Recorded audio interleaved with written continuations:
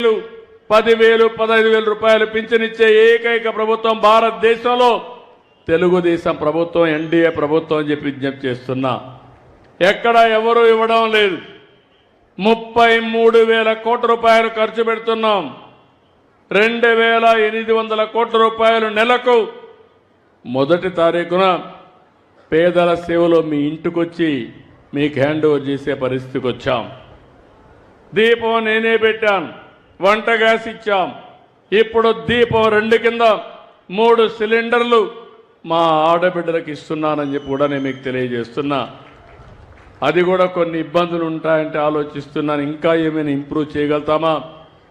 అవసరమైతే 4 నెలలకు ఒకసారి ఎవరైతే సిలిండర్లు తీసుకుంటారో మీ అకౌంట్కే డబ్బులు వేస్తే మీరు ఎప్పుడు కావాలంటే అప్పుడు తీసుకునే వెసులుబాటు మా ఆడబిడ్డలకు ఇస్తామని చెప్పి కూడా విజ్ఞప్తి చేస్తున్నా.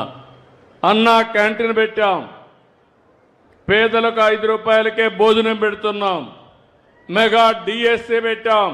ఎవరైతే యువత ఉన్నారో మీ అందరికీ ఉద్యోగాలు ఇప్పించే బాధ్యత నాదని చెప్పాను.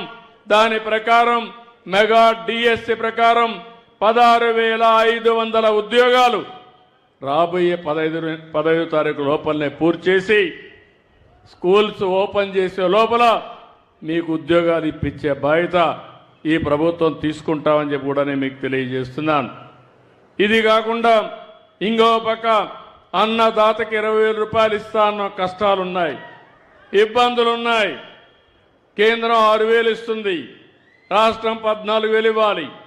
3 విడతల్లో వారిచ్చే డబ్బులకి అదనంగా మనం కూడా 3 విడతల్లో అన్నదాత కార్యక్రమాన్ని పూర్తి చేసే బాధ్యత కేంద్రం వేసిన రోజునే మీ అకౌంట్లో డబ్బులు వేసే బాధ్యత తీసుకుంటామని చెప్పి కూడా నేను మీకు తెలియజేస్తున్నా. తల్లికి వందనం కూడా ఇస్తానని చెప్పాం. సూపర్ 6 చెప్పాం. నేను ఒకటే హామీ ఇస్తున్నాను, తల్లికి వందనం కూడా తొందరలోనే ఇస్తాం. చెప్పిన ప్రకారం ఎంతమంది పిల్లలుంటే అంతమందికి డబ్బులు ఇస్తామని కూడా హామీ ఇస్తున్నాను. మీరు